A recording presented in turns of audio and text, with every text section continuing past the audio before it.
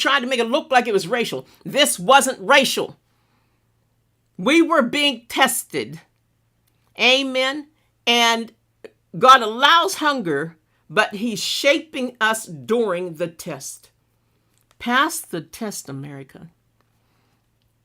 Pass the test. And sure enough, people are starting to get hunger, starting to get their food like they should have did, but pass the test. God is right. I believe I'm speaking this out right now. God is giving us manna in to replace the food that we got by thinking that the government should take care of us. Don't get high-minded. You could be getting manna. Amen. He gave them, watch this, provision that they never saw before. I remember when I was